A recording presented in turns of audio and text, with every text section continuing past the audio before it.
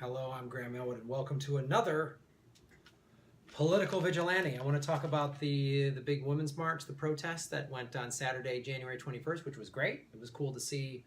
I'm sure many of you were there. See the video, the photos from all of, and that map from every single state in the country. There was at least a couple of cities where people were protesting. It wasn't just, New York and LA and Chicago and stuff. It was everywhere. It was Oklahoma City. It was in Wyoming. It was great. It was great to see. So I'm going to go cover two articles. One is from the Atlantic and one is from the LA Times. The first one, the LA Times, talks about when Americans protest and historically have they made a change. But what is going to be the follow-up, because that's what everyone's talking about. I've talked about in other videos thus far is, the protest, the rallying is great, bringing everyone together, unified against the Trump agenda, which is already starting off with, bad stuff. So what can we do? Because in this article that was written by Mark Babarek, he said, when the protest signs come down and members tuck their pussy hats away in the closets, what remains is the stark reality facing the left-leaning throngs, a government in Washington run by the GOP and more than 30 state capitals where Republicans enjoy unchecked control.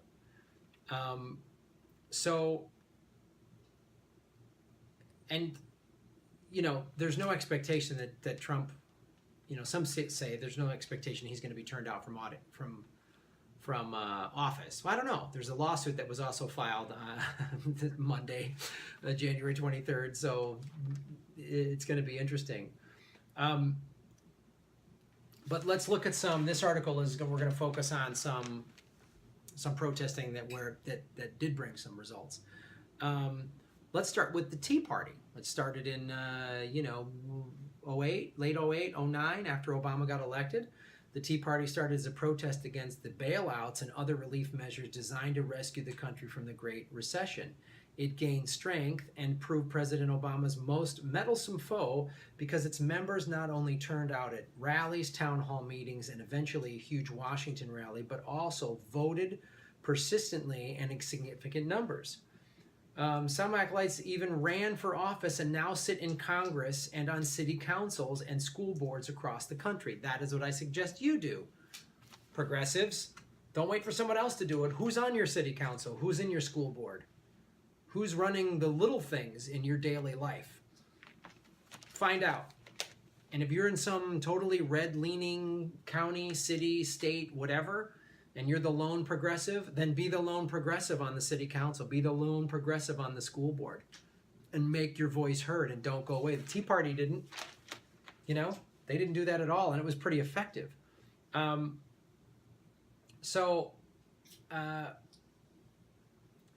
Let's talk about some other ones. Some history offers examples of some protests that prove consequential, and others maybe not so much. The Bonus Army March on Washington. Tens of thousands of protesters, many of them World War I veterans, and their families descended on Washington in the summer of 1932 to pressure Congress to pass legislation awarding them deferred bonuses they desperately needed to weather the Depression. Jeez, I wonder if they were told to just shut up and get over it. Ah, goddamn crybaby vets. Fought in one of the most horrific wars ever. Trench warfare, that's fun. When the protest turned violent, Army troops led by Douglas MacArthur used tear gas and bayonets to rouse the demonstrators, producing a backlash that further turned the country against President Hoover. He lost the November election to New York Governor Franklin D. Roosevelt. There's a great example. So like when I hear all these people posting on, they shouldn't be protesting. The liberals are always crying protest. Did you say that to the veterans who have been protesting the horrible treatment by the VA under the Obama administration, which I think is one of the worst things Obama did or did not do? That was appalling. One guy set himself on fire outside of a VA in New Jersey. Should he have just gotten over it? March on Washington for Jobs and Freedom. best remembered for the Reverend Martin Luther King Jr.'s I Have a Dream speech, the 1963 gathering in support of civil rights was decades in the making and highly discouraged by the country's political leaders, including President Kennedy. The defiant but peaceful assembly of hundreds of thousands of African Americans and their supporters who endured stifling August heat confounded critics and helped prod congressional passage of civil rights legislation. So the protests don't do anything? Not necessarily. Protests are only effective if there's a bunch of other action surrounded by them. Then they really matter. Let's go into now this from Julia Ioffe, January 21st in The Atlantic, titled When Protest Fails. Popular demonstrations can bring change and topple governments. They also spark retaliation from those in power. So what she does is watching the march on Saturday here in America. She writes, "It was surreal how similar this all felt, and my Russian friends on social media confirmed it. Totally Bolotnaya." One of them wrote, "Bolotnaya is the square in the center of Moscow, right across the river from the Kremlin, where on December 10, 2010, around 50,000 people came out to protest fraudulent parliamentary elections. They had expected 3,000 and were stunned by their success. It was cold, the crowd was joyous, people were excited. They were basically protesting Putin. And they said, too, the Muscovites used posters for their rally of dissent. There are more of us than it seems," which is, that's the thing here. There's more non-Trump people than there are Trump supporters. If you take the 3 million that voted for Hillary and the other 7 or 8 million that voted third party, there's 10 million people that didn't vote for Trump. So there's a lot of people that didn't vote for him. But here's the thing. People on the street, this is from the article, people on the street have a voice and it's often unheard even then, and sometimes it's heard in exactly the wrong way. Those protests in Moscow grew in size as the winter changed into spring and spring became summer. Putin was able to lie about the crowd sizes reported in the media, just like Trump. Biggest inauguration ever. No, there's photos showing it isn't. He's just fucking out of his mind. I'm going to start doing that as a comedian. I'm going to be performing in front of a half-filled comedy club and go, "Sold out, largest comedy show ever. Graham Elwood, #1, hashtag." And then hire a guy that's wearing his dad's oversized suit to be my press secretary. So what happened then in Moscow, Putin was doing very similar tactics that Trump is already doing. After a May protest was violently dispersed by police who plucked them from metros and cafes, the opposition was despondent. They felt they had come out, rallied once, twice, 5 times, and achieved nothing. That wasn't true. They had changed Putin, just not in the way they had hoped to. He went from being a non-ideological, pragmatic kleptocrat to a nationalist neo-tsar. He passed laws making it harder to protest, to express dissent online, to inhabit one's sexuality, and after similar protests sprung up in Kiev and helped overthrow the Ukrainian government 2 years later, he invaded the country, in part to show his citizens that they should stay unheard. So that's a bad example of what can happen from protests. Protests can bring about change. Black Lives Matter brought about change. But you got to understand, Black Lives Matter was happening when Barack Obama was the president. When you had a black man as the most powerful man in the world. You had his attorney general. You had the full force of the federal government saying, yeah, unarmed black men getting shot is a bad thing. What's going to happen with Trump in power? So, this is the thing. And this is where the article, I don't agree with Julia. She writes, talking to protesters in Washington today, it was hard not to hear the echoes of the weakness of the Moscow protests 5 years ago. A vague, unstructured cause, too much diversity of purpose, no real political path forward, and a real potential for the meaning of the day to melt into self-congratulatory complacency. Well, Well, that's where I disagree. I mean, could it melt into self-congratulatory complacency? Yes, but the message was too vague. Oh, was it about the climate change? Was it about women's rights? Was it about... No, it's about all that. And the overall message of the march was everyone's against Trump. An LA woman showed photos of the march afterwards, wondered, where was everybody before? We didn't do enough. Well, that's goddamn true. Rallying and making funny signs is easy. Winning real power in American politics is not.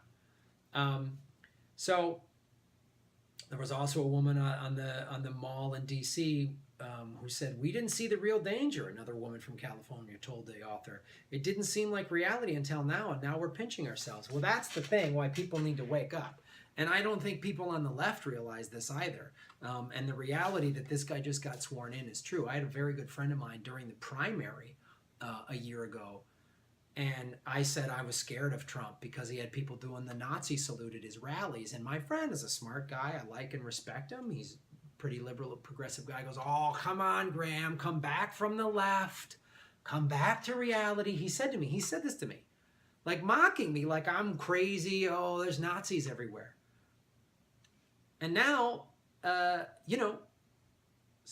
what's his name? Spencer is, not Richard Spencer, but Bannon, the Breitbart guy, is in the White House. He was standing next to Trump when he signed the bill that defunds, the $600 million to help people in poor countries. There's Nazis in the White House. There's fucking Nazis in the White House, man. So, it was mind-boggling to me that people weren't paying attention to who Trump was in this. So some people write, I don't think it's going to make a difference, said an older woman from Pennsylvania. And it might, but in 2 years, it's more for the people here to feel like they're part of something. Her sights were set on the congressional elections of 2018 and on a more political action. Okay, here's the thing. It's going to take way more than just waiting until 2018. It's going to take everybody doing everything today, right now. I'm serious. We have to get more involved than we ever have. Ever. More than ever. Because this is it. This is like these wealthy white people, and they've then mobilized the middle class and some of the poor whites in this country on all of these ideas. It's a dangerous time. If everyone doesn't get involved in one way or another, it's going to be problematic. And here's something from this article that I find to be true as well.